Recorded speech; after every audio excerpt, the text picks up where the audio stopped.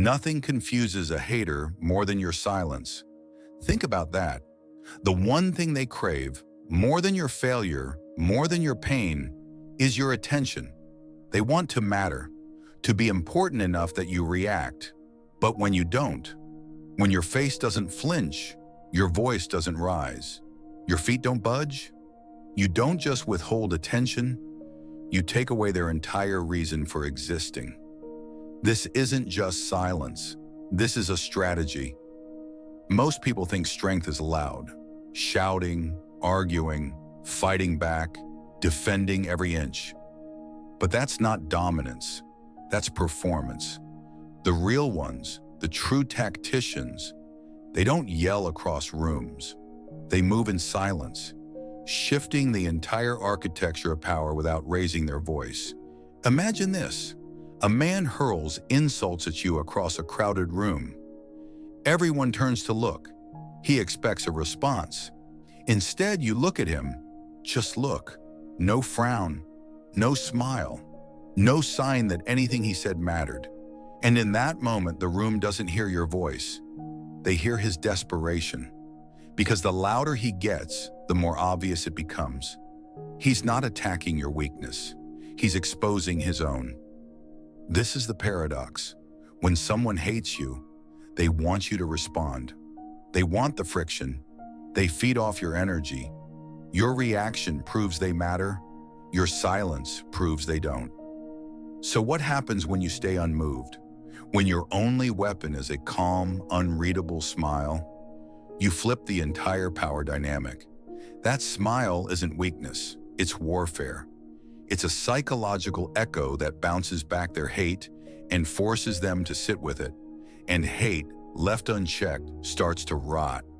It ferments. It grows louder, messier, more desperate. And the beautiful part? You didn't even lift a finger. They fall into the hole they dug for you, willingly, eagerly. And they think it's your trap, but they brought the shovel. And you're already gone. You're not even playing the same game. They're trying to win a battle you never showed up for, swinging at shadows while you're building something they can't touch. That's the difference between making noise and making moves. Let me ask you something. How many times have you wasted energy responding to people who weren't even on your level? People who don't know you, who couldn't be you, even on their best day. And what did it get you? More noise, more stress, more chaos. Meanwhile, the one who keeps quiet, keeps focused, keeps building, wins.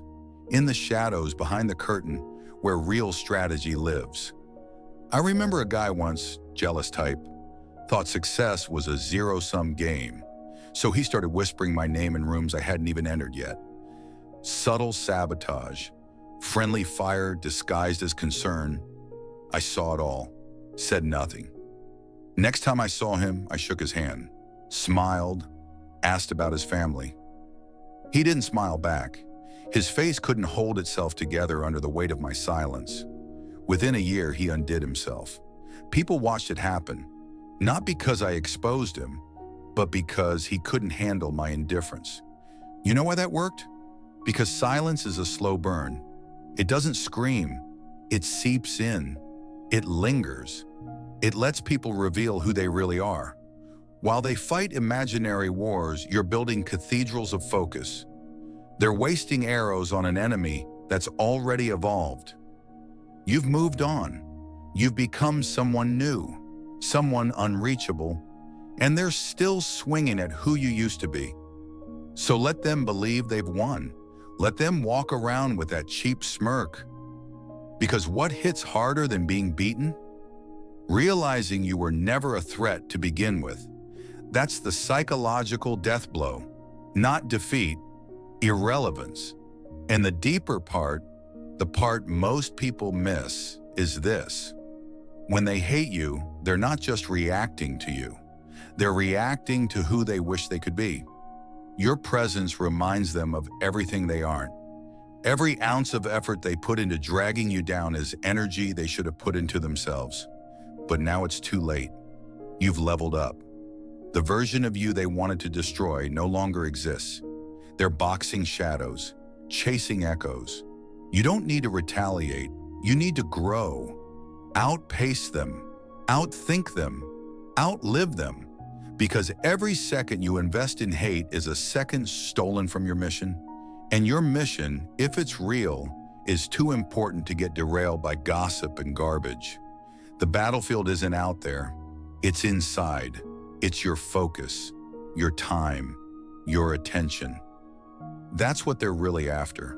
Not your destruction, your distraction. They want your eyes on them, not on your work.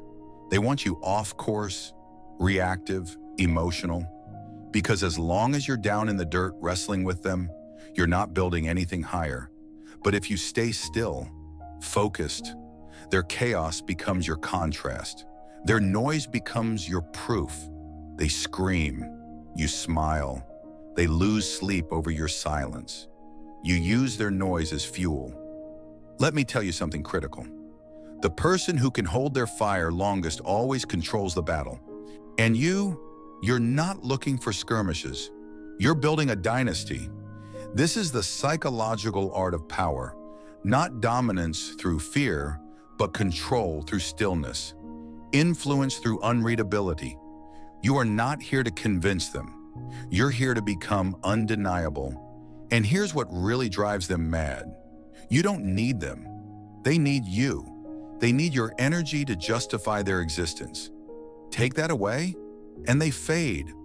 They'll accuse you of being cold, detached, arrogant. Let them. That too is power, because the truth is, you don't owe anyone your energy. Not when it costs you your momentum. Not when your mission is too big to be put on pause for petty skirmishes. And yes, some battles look tempting. The clapbacks, the public wins, the clever comebacks that make people cheer. But ask yourself, are you trying to win attention, or are you trying to win history? There is something profound, almost divine about restraint, about holding back when every part of you wants to swing. It creates pressure, tension, and when you do act, when you do speak, it shakes the ground. Your words become events, not reactions, but revelations. They define moments. They set standards. And while everyone else is burning out chasing recognition, you are becoming something larger than life. Something they can't even define because they've never seen anything like it. That's what real power is. Not just silence, but direction. A smile that isn't just politeness, it's precision. It's a weapon so sharp it doesn't even need to cut to leave scars. That smile says, I've already won. And here's the wild part. Your enemies, they become your marketers. They say your name in every room. They obsess. They speculate. They tell stories. And people, curious, intrigued, start to look you up. They start to wonder who you are and why you're so unbothered.